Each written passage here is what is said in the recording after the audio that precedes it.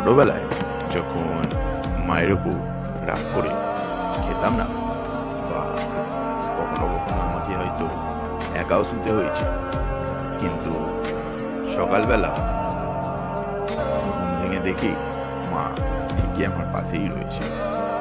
তেমনি কিছু এমনও মানুষ আছে আমাদের জীবনে যাদের ব্যবহার দেখে হয়তো আমাদের কিছুটা পরিমাণ দুঃখ হলেও, রাগ হলেও,